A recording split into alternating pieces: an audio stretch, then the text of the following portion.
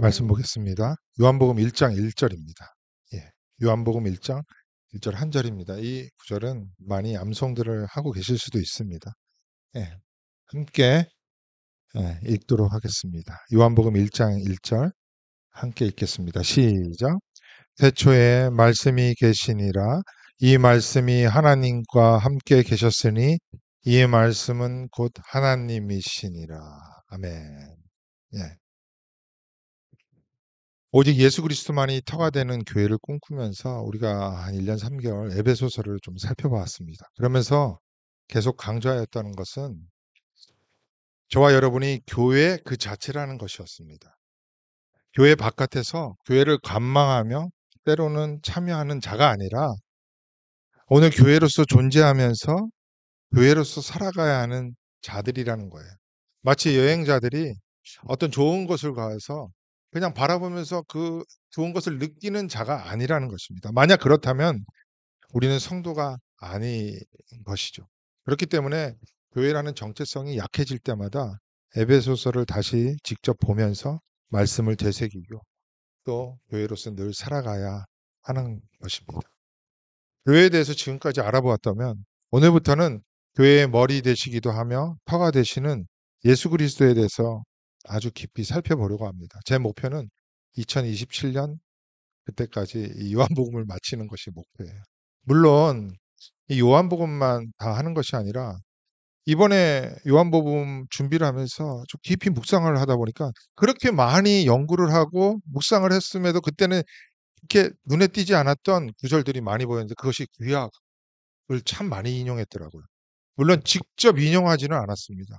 그러니까 상징적이고 되게 장소나 시간적 배경을 많이 인용했기 때문에 신경 써서 보지 않으면 이렇게 눈에 안 띄었어요. 근데 이번에는 좀 눈에 띄었습니다. 그러면서 이 구약을 많이 알면 이 요한복음 특별히 예수 그리스도에 대해서 더욱더 풍성하게 이해할 수 있다는 생각을 하게 되었습니다. 그러면서 그때그때 필요할 때마다 요한복음을 커버하는 이 구약에 대한 말씀도 좀 많이 말씀을 드리려고 합니다.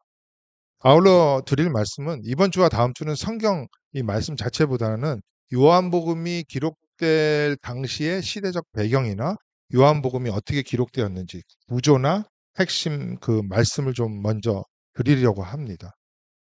그러니까 요한복음 전체적인 로드맵인 것이죠.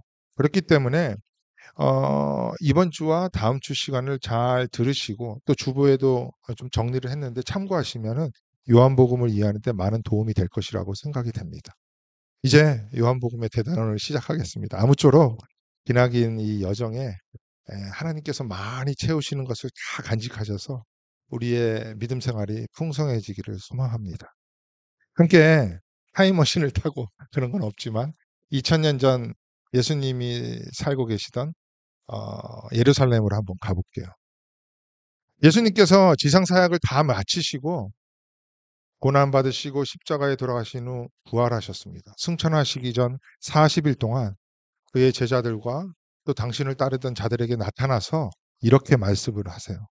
하나님 나라에 대해서 이를 말하면서도 너희들 예루살렘을 떠나지 마. 그리고 하나님이 약속하신 것을 기다리라고 하십니다. 하나님이 약속하신 것이 뭐죠? 하나님이 약속하신 것. 여기서 요한복음 사도행전 1장에 나오는 건데 그것은 성령입니다. 성령.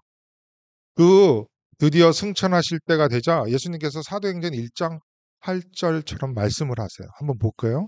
이거 다 같이 한번 읽어볼까요? 시작.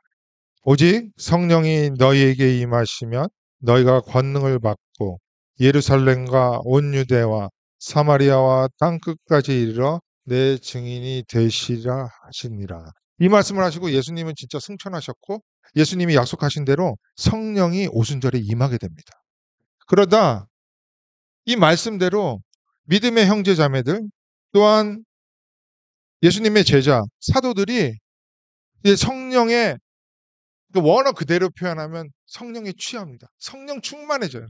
그래서 예루살렘과 원유대와 사마리아와 땅끝까지 이르러서 증인이 되고 복음이 전파되자 막 교회가 생겨나게 된 것입니다. 그러자 온 세상이 어떻게 돼요? 가만히 있지를 못합니다. 복음으로 인해서 온 세상이 격동하게 돼요. 예수님이 맨 처음에 이 땅에 오실 때 온 천하가 어수선했잖아요. 그런 것처럼 어둠의 세력들이 가만히 있지를 못하고 막 방어하기 시작을 하는 거예요. 그 어둠에 사로잡혀 있었던 세상에 참빛이 모습을 드러내자 이것을 막고자 몸부림치게 되는데 그것이 오늘 살펴볼 세 가지 시대적 배경이에요. 예수님이 승천하신 후 약 50년 동안, 아니 그 이후에도 계속이에요. 활동했던 그 어둠의 세력, 그 역사적 배경이라고 생각하시면 됩니다. 이 주보에도 다 정리를 해놨어요. 아주 간단히 해놓았습니다. 한번 보세요. 첫 번째, 그게 무엇이냐면 로마 제국의 기독교 박해가 심화되었습니다. 로마 제국은 전 세계를 지배하면서 식민지 국가와 사람들에게 자기의 황제를 섬기라고 요구했어요. 황제뿐만 아니라 신이라고 부르라고도 하는 황제도 여러 명 있었습니다. 여러분 들어보셨을 거예요. 대표적으로 네로 황제는 자기가 신적인 존재로 여겨지기를 바랬습니다. 도미티안 황제, 도미티아누스라고 하는데 그는 자기의 칭호를 도미누스 에트 데우스. 그러니까 도미누스라는 건 주, 에트는 엔드예요. 데우스는 하나님입니다. 그러니까 자기를 주와 하나님으로 부르라는 거예요. 그러니까 마치 일본 제국주의가 자신의 왕을 천황폐하라고 부르라고 했던 것처럼 똑같다는 것입니다. 이 천황이라는 의미는 하늘은 하나님의 아들로서 하늘의 뜻을 대신 받아서 이 땅을 다스리는 자, 쉽게 말하면 하늘의 황제를 말하는 거예요. 천황폐하가 그런 의미입니다. 이러한 사상이 일본 사람들에게 정말 뿌리 깊게 내려져 있기 때문에 복음을 전파할 수 있는 자유로운 환경이 조성된 그 국가에서 많은 선교사들이 복음을 전파해도 복음률이 낮은 이유가 바로 이것 때문이 아닌가 생각이 됩니다. 이와 비슷한 칭호를 가진 황제가 왕이었던 로마의 지배를 받던 그리스도인들이 이것을 받아들였을까요? 안 그랬겠죠. 그리고 누구를 자기의 하나님, 자기의 왕, 주라고 섬겼어요? 하나님과 예수 그리스도예요. 그러니까 베드로의 고백의 터 위에 세워진 교회와 성도들은 하나님과 예수 그리스도를 나의 주, 나의 왕으로 모시고 있었다니까요. 그들은 로마의 황제를 그렇게 부르지 않았어요. 이미 죽어버린 예수 그리스도를 주와 하나님으로 계속 부르고 있었습니다. 그러니까 전 세계를 지배하고 있었던 로마에서 볼 때 이건 이해가 되지도 않는 거예요. 아무리 이해를 하려고 해도 되지를 않았습니다. 예수가 살아있으면서 왕으로 대관식을 하거나 화려한 그 전 세계를 지배하는 왕으로서 진짜 등극을 하지 않았더라도 그가 왕과 주인으로 섬기면서 바랬던 그때는 이해를 해. 근데 지금은 죽었잖아요. 그리고 3, 40년이 지났잖아요. 그럼에도 불구하고 그를 왕이라고 하고 주라고 하면서 신이라고 섬기는 거예요. 또한 직접 그를 보지 못했던 자들까지도 그 복음을 듣는 순간 막 그렇게 따르는 거예요. 그러니까 너무 로마 정부 입장에서 생각을 해보세요. 어떻겠어요? 위협이 됐겠죠. 그리고 반역이라고 생각했던 거예요. 더군다나 반역에 동조하는 숫자가 전 세계적으로 막 증가를 하는 것이었습니다. 가만히 보고 있을 수가 없었어요. 그래서 로마는 기독교를 핍박을 하게 됩니다. 박해할 수밖에 없었어요. 이것이 기독교를 둘러싼 첫 번째 역사적 배경이었습니다. 요한복음이 기록될 당시의 배경이었어요. 두 번째, 어두운 세력의 활동은 철학과 사상으로 세상 사람들을 지배할 뿐만 아니라 성도에게까지 사상적 영향을 미쳐서 믿음 생활을 올바로 하지 못하게 하는 것입니다. 그 대표적인 것이 영지주의 이단이에요. 영지주의. 영지주의 이단에 대해서는 조금 자세히 말씀을 드릴게요. 왜냐하면 현재의 교회 안에도 영지주의적 경향을 가진 자들이 너무나 많이 있습니다. 그래서 신앙생활에 영향을 받아서 온전히 믿음 위에 서지 못하는 경향이 너무 많기 때문이에요. 또한 요한복음이 특별히 1장은요. 이 영지주의 사상을 염두하면서 말씀이 전개되기도 합니다. 그때 말씀을 드릴게요. 이 영지주의가 무엇인지 알아보는 동시에 그때 당시 전 세계를 지배하고 있던 사상, 이 철학 헬레니즘인데 요 헬라 철학적 배경과 이 영지주의가 깊은 연관관계가 있어요. 그래서 잠깐 말씀을 드리도록 할게요. 상식선에서 한번 들어보시기 바랍니다. 이 알렉산더 대왕이라고 들어보셨죠? 이 알렉산더 대왕이 20세에 마케도니아의 왕이 됩니다. 그리스에 네 가지 동족이 있었는데 그중 하나가 마케도니아예요. 아버지 필립 2세가 3세인가요? 어느 날 갑자기 피살이 되어서 죽게 됩니다. 그러자 젊은 나이에 왕이 됐는데 너무나 잘하는 거예요. 그러면서 내부적으로는 이 네 개의 그리스를 다 통합을 해요. 그리고 나아가서 지중해를 중심으로 하는 전 세계를 정복하기 시작합니다. 그래서 알렉산더 대왕하면 세계의 띵따먹기 챔피언이라고 하잖아요. 아마 세계사 시간에 들어보셨을 거예요. 지금도 마찬가지지만 어떤 강력한 국가가 약소국을 지배하게 되면은 그 약소국에 있었던 모든 것을 다 말살하려고 해요. 정치, 경제는 물론이거니와 문화와 언어까지 다 말살하고 자기의 것을 사용하게 하려고 합니다. 그러니까 우리도 그랬잖아요. 우리도 경험해보지 못했지만 일제시대 때 36년간 지배받으면서 민족 말살 정책을 펼치면서 문화는 물론이거니와 언어까지 다 어, 없애게 합니다. 그리고 이름도 다 바꿨죠. 창씨개명이라고 해서. 그래서 그런지 해방이 되고 약 80년이 지나는 지금까지 그 일제의 잔재가 우리나라에 많은 영향을 미치고 있다고 하잖아요. 남미도 마찬가지예요. 아마도 그럴 것인데 이 남미의 사람들은 자기의 고유의 언어들을 다 잃어버렸어요. 그래서 어떤 언어를 써요? 스페인어를 써요. 아마도 이것 때문이지 않을까라는 생각을 합니다. 마찬가지로 알렉산더가 땅을 정복하면서 그의 나라, 그리스 문화, 특히 헬라 문화는 철학이 꽃피었잖아요. 그리고 자신의 스승은 아리스토텔레스예요. 그러니까 이거에 심취했던 그는 가는 곳곳마다 자기의 사상, 문화, 언어까지 다 전파하기를 바랬던 거예요. 전 세계적으로 헬레니즘 그 철학이 영향을 미치게 된 것입니다. 그 후 예수님이 활동했던 시기에는 그리스가 해가 저물고 로마가 전 세계를 제패하고 있었음에도 불구하고 헬라어가 공용어이며 헬라 문화, 사상, 철학적 배경이 전 세계를 지배하고 있었어요. 근데 이것이 무엇이냐면 바로 헬라 철학의 핵심인 플라톤주의, 영지주의입니다. 이 사상은요, 우리가 살아가고 있는 이 시대까지 강력하게 영향을 미치고 있어요. 나는 그런 거 잘 몰라. 영지주의도 모르고 헬라 철학도 잘 모르기 때문에 나는 그런 사상 영향을 안 받았어. 이렇게 말할 수 없는 것이 그런 사상을 다 받고 있다는 것입니다. 그렇다면 영지주의라는 것이 세상 사람들에게 어떻게 영향을 주었는지 좀 생각을 해볼게요. 영지주의가 뭐냐면 여기 이제 나올 거예요. 예, 나스타시즘이라고 하는데 이 나시스라는 영적인 지식, 신비적 주관이라는 직관이라는 그 의미의 단어와 이즘은 주의잖아요. 그 단어가 합성이 돼가지고 만든 단어인데 이 영지주의라는 것이 한국어 사전에도 되게 잘 정리되어 있어요. 이게 두 가지로 정리되어 있는데 첫 번째는 선택받은 자에게만 주어지는 영적인 지식 또는 그 지식 위에 형성된 종교 체계를 주장하는 종교 사상이라고 설명을 합니다. 또 두 번째 이렇게 설명해요. 중요해요. 고대 그리스 말기에 나타났고 그렇죠? 2세기 무렵에는 그리스 로마 등지에서 체계화되었습니다. 그래서 기독교를 극복하려고 지적이고 신비주의적인 사상이 강력하게 영향을 미치는데 이게 영지주의예요. 이러한 영지주의 사상이 2세기에는 정말 학파랑 종파로 딱 체계적으로 정리하면서 기독교를 극복했다고 하지만 우리 기독교 입장에서는 어떻게 받아들일 수 있냐면은 조직적으로 기독교 사상과 교리를 공격했다고 할 수 있는 거예요. 예를 들어 말씀을 드릴게요.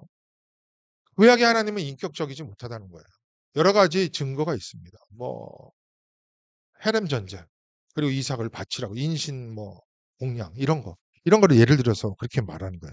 또한 하나님은 저 멀리 계세요. 관념 속에서 존재하지 우리의 실제 삶에는 절대 영향을 못 미친다고 하는 것입니다. 그래서 그리스도의 역사성까지 부인을 하는 거예요. 그때 당시. 뿐만 아니라 1번 보세요. 영지주의자들은 어떤 특정한 자들에게만 신비적이고 주관적인 지식을 통해서 구원이 이루어진다고 보는 거예요. 이와 같은 영지주의 사상이 이 시대에 살아가는 우리들에게도 깊은 영향을 미치고 일반 생활에 침투했어요. 그게 바로 무엇이냐면 지난번에도 말씀드린 영과 육을 분리해서 생각하는 경향이거든요. 육은 열등한 존재, 타락한 존재이고 영은 고급한 것으로 우리가 가지고 있는 육에서 벗어나서 영으로 가면은 거룩해졌다, 나아졌다, 보양되었다 이렇게 생각하는 것이 전부 플라톤주의에서 나온 거예요. 그러니까 저도 그렇고 여러분들도 아마 그럴 거예요. 다 영향을 받고 있다고 생각을 하시면 되는 거죠. 이게 일반 학문, 종교, 심지어 기독교 신학까지 영향을 미쳐가지고 개혁주의자는 이거를 막아내려고 노력을 하는 거예요. 하고 있습니다. 이것이 플라톤이라는 사람 한 사람에 의해서 주장되고 형성되고 정리된 것이 아니라 하나님을 떠난 모든 아담의 후예가 가지고 있던 사상이었어요. 그런데 플라톤이라는 사람이 아주 학문적으로 잘 정리를 했기 때문에 플라톤주의, 영주주의라고 된 것이죠. 그게 이 사상입니다. 그러니까 비근한 예로 여러분들은 그렇게 생각하지 않겠지만 그렇게 생각하는 분들이 정말 많아요. 그러니까 목사님 신령해. 목사님에게 특별한 지식이 있어. 그렇지가 않습니다. 그래서 그 목사에게 기도를 받거나 목사가 아니더라도 특별한 기도의 능력이 있는 사람에게 기도를 받으면 무엇이든지 더 잘 이어질 것이라고 생각하는 게 바로 이 사상에서 영향을 받은 거예요. 그리고 어떤 목회자 그룹이나 교회 리더들은 일반 사람들과는 다른 어떤 특별한 삶, 뭐 이렇게 살아가는 것처럼 생각하고 있는데 그렇지가 않다는 것입니다. 그렇게 생각한다면 이 사상에서 영향을 받은 거예요. 이러한 사상이 요한복음이 시작될 당시에도 너무나 강했고 지금까지 영향을 미치고 있는데 이게 초대교회가 직면한 영지주의 이단의 도전이었습니다. 그것이 어떻게 나타난지 크게 두 가지로 볼 수 있는데요. 첫 번째가요. 금욕주의입니다. 금욕주의. 그러니까 금욕주의라는 것은 율법주의에서도 와요. 하지만 이 대부분 영지주의에서 오는 거예요. 율법주의라는 것은 무엇이냐면 내가 율법을 지키고 하나님 뜻대로 살면 무엇인가 더 나아져서 영적인 것이 나아져서 하나님께로 더 나아갈 수 있고 또 구원까지 받는다고 생각하는 사상이 율법주의입니다. 그러니까 율법을 지키고 하나님의 말씀을 따르는 것은 그런 것이 아니라 하나님의 백성으로 마땅히 살아가야 할 삶의 방식인데 그것이 아니라 율법으로 하나님께 나아갈 뿐만 아니라 구원을 받을 것이라고 더 나아질 것이라고 생각하는 것이 위험하다는 거예요. 아주 간단히 율법주의에 대해서 말씀을 드렸고 영지주의 믿음 생활 이것이 지금 현재 어떻게 나타나고 있는지 간단하게 좀 예를 들어 볼게요. 기독교인들 중에 종종 밥을 안 먹고 기도하는 분들이 있죠. 이 금식기도라고 하는데 이 금식기도의 방법이 기도에 신비한 능력이나 은사가 있다고 생각을 하는 거예요. 그 방법이. 그렇다고 제가 모든 금식기도를 폄하하거나 부정하는 것은 아닙니다. 분명 성경에서도 금식기도를 요청을 하고 있고 그 성경대로 하는 금식기도는 영적으로 우리의 믿음 생활에 유익함이 있습니다. 그러나 신앙적으로 성경적으로 금식기도가 의미하는 그 진정한 의미를 모르고 종교적인 방법으로서 이 금식기도를 하게 되면은 이것이 문제가 된다는 거예요. 어떻게 하냐면 영지주의 관점에서 보면 육은 나쁜 거죠. 그러니까 밥을 먹는 것, 기본적인 인간의 욕구인 식욕을 참고 기도를 할 때 어떠한 특별한 영적인 능력이 우리에게 주어지고 기도의 효과가 있다고 생각을 한다는 것입니다. 그러니까 밥 먹으면 즉 육체를 만족하게 하면 하나님이 싫어할 것이라는 생각이 마음 깊은 곳 어디인가 은연중에 자리 잡고 있는 거예요. 성경적인 금식이 아니라. 이와 같은 생각이 가장 큰 문제가 뭐냐면은 아까도 말씀드린 것처럼 율법이나 그런 육적인 것을 죽여 율법을 지키고 그러니까 인간편에서 내가 뭔가 하나님께 성의를 보이면 하나님과의 관계가 더욱더 개선이 되고 물꼬가 트여서 하나님께 담대하게 나갈 수 있다고 생각을 한다는 것입니다. 그래서 인간의 기본적인 욕구마저 다 없애면서까지 아니 악하다는 생각까지 하게 된 거예요. 그리고 그것에서 벗어나는 행위를 높이 평가합니다. 그러니까 인생을 즐기지도 못하고 또 하나님의 뜻대로 아니면서도 막 그렇게 금욕하면서 살아가는 사람을 너무 거룩하다고 평가까지 하는 거예요. 그렇다면 육에 속한 것을 다 없애야죠. 이게 최고니까. 음식 정도가 아니라 육신의 몸마저 부인해야 하는 거 아니에요? 자살을 해야지 영이 자유로워지는 거 아니에요? 이게 맞지 않는 말이잖아요. 자꾸만 영과 육을 분리하는 경향이 있다는 거예요. 정말 영과 육이 분리되어 있습니까? 아니죠. 정말 금식하고 유육을 사용하는 것을 줄여야 하나님께서 채워주시며 금욕을 해야 금식 기도를 해야 응답을 더 잘하십니까? 밥 잘 먹고 하는 기도는 하나님이 안 들어주실까요? 온 세상을 창조하시고 우리를 자녀 삼으신 그 하나님, 그 위대한 하나님께서 그 밥 먹고 하는 기도와 밥 안 먹고 하는 기도의 차이가 얼마나 크다고 생각을 할까요? 예수 그리스도의 이름으로 기도하잖아요. 그렇죠. 지금 말하는 금식 기도의 상당 부분이 영지주의적 사고에서 기인한 거예요. 뿐만이 아닙니다. 정말 많은 부분들이 그렇게 신앙생활에 영향을 미치고 있는데 이것이 다 영지주의 이단이라는 거죠.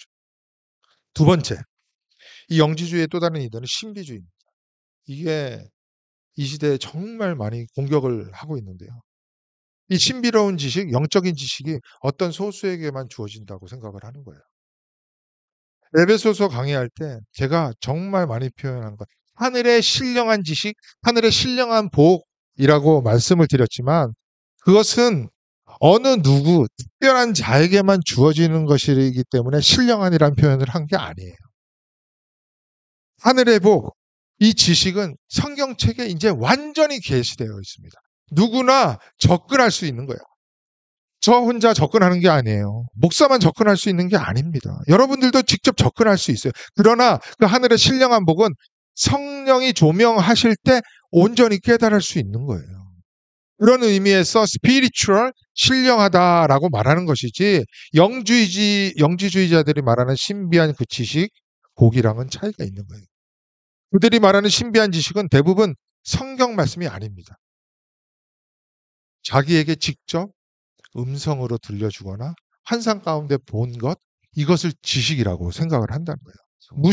무슨 말이냐면 신비로운 기적 같은 것을 통해 자기만 듣는 하나님 음성으로 하나님께서 직접 자기에게 아직도 계시하고 있다는 거예요. 이게 직통 계시라는 거예요. 정말 위험한 건데 그래서 그런 자들에게 머리 들이대고 기도받으면은 특별한 일이 발생할 것 같고 그들의 말을 들으면 잘 될 것 같다는 생각을 하는 거죠. 아니죠. 수많은 영지주의자들의 이단, 그 신비주의 이단이 다 여기에 속해 있는 것입니다. 왜냐하면 어떤 특별한 자들에게만 계시하기 때문에 남들은 모른다고 해요. 그렇기 때문에 그 사람들한테 가는 거예요. 그리고 자꾸만 체험하라고 그런 기독교의 체험은 그게 아니라고 했죠.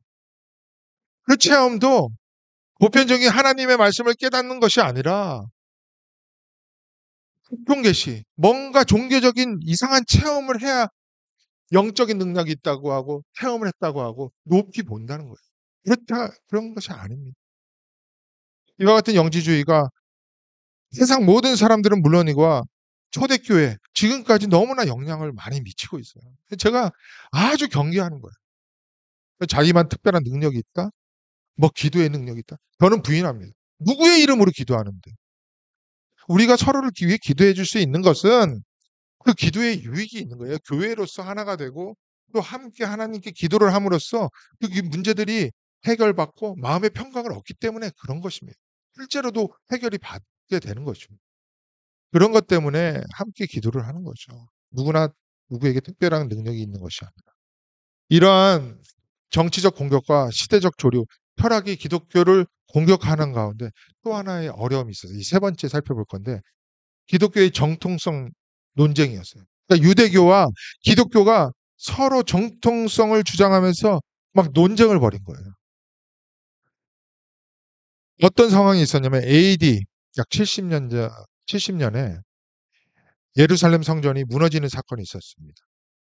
유대인들 입장에서 생각을 해 보겠습니다. 그게 100% 마음에 와닿지는 않지만 성전이 무너졌다고 생각해 보세요. 유대인들 입장에서. 이건 하늘이 무너진 거예요. 성전은 그들 생활 전반에 영향을 미치고 있었어요. 삶의 기반인 성전이 무너지니까 이게 정말 하늘이 무너진 거예요. 그러니까 속되게 표현하면 정말 미쳐버릴 것 같아요. 어떻게 하늘이 무너질 것 같은 일이 발생하지? 그러니까 민족적, 종교적, 생활 모든 부분에 멘붕이 오면서 갈 길을 잃어버립니다. 이게 유대 사회의 상황이었습니다. 그러니까 삶의 의미를 잃고 낭망하면서 그러니까 왜 회당에 모여서 예배하는 것, 제사 드리는 것조차 다 그냥 포기하고 있었어요. 그때 난세의 영웅이 나타난다고 요하난 벤 자카이라는 사람과 가말리엘 이사라는 그 유대인 랍비가 나타나서 이 상황을 수습해요. 그러니까 종교적으로 정치적으로 그 혼란을 수습하게 되니까 유대인들이 다시 예배를 드리기 시작합니다. 회당에 모여서 예배를 드리는데 그들이 18개의 기도문을 낭독을 하게 돼요. 그 18개의 기도문 중에 하나가 12번째 기도문인데 그게 뭐냐면은 이단들에 대한 저주 기도였습니다. 그 이단들에 대한 저주 기도 가운데 기독교가 포함이 돼 있던 거예요. 유대교들 입장에서 보면은 쟤네들은 이단이기 때문에 저주 기도를 하는 거예요. 그런데 그 당시에는 지금과 같이 기독교의 예배당이 따로 있었던 게 아니에요. 그러니까 회당에 가서 함께 예배를 드리면서 예수 그리스도를 높이고 하나님을 경배하는 거였습니다. 그런데 유대교도들이 그들이 보이잖아요. 그들을 왕따를 하려고 하고 이단 취급을 하니까 예배 참석하기가 쉬웠겠습니까? 생각해 보세요. 더군다나 계속적으로 이 정통성 논쟁이 이루어지고 있었어요. 그때 당시에.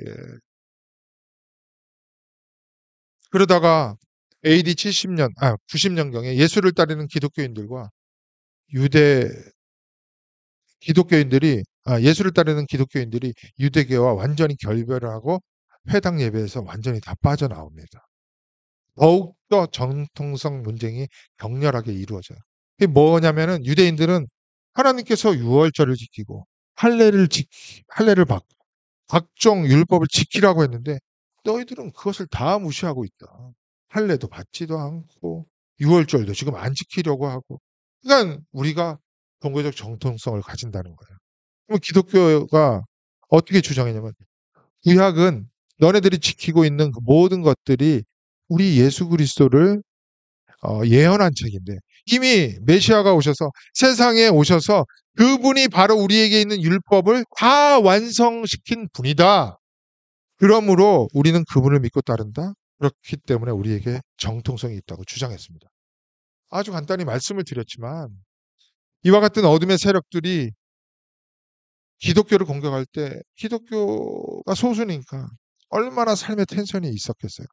더군다나 그때 당시는 막 희교까지 하려고 했으니까. 기독교 내부적으로 분명히 흔들리는 사람이 있었겠죠. 지금처럼 성경이 완성된 시기도 아니었고 또한 성경책을 우리처럼 접근할 수가 없었어요. 큰 양피지에 있었으니까. 하나님의 말씀을 직접 눈으로 확인할 수 없었던 시대에 정말 흔들리는 사람들이 많았었겠죠. 이러한 기독교 안팎의 거센 도전 앞에서 흔들리는 기독교 유대인뿐만 아니라 이방인들도 있었을 거예요. 기독교인들 중에. 이러한 때 사도 중 정말 가장 오래 살고 있었던 사도 요한이 우리가 따르는 메시아가 예수 그리스도가 누구인지 체계적으로 그리고 무엇을 하였는지 변론을 함으로써 내부적으로 기독교인들에게 다시 예수 그리스도가 누구인 것을 정리하면서 밝힌 게 요한복음입니다. 바깥으로는요. 외부적으로는 초기 기독교의 이방인 선교가 위축되지 않도록 노력했던 거죠. 이와 같이 요한복음을 정리한 거예요.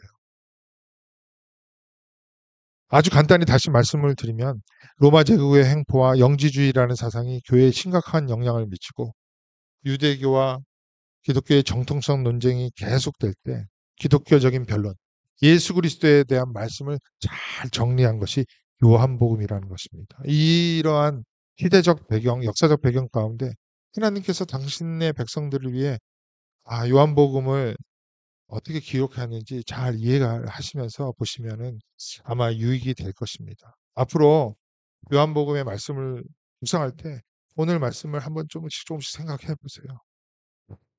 이 시대도 이와 같은 도전이 계속되고 있습니다.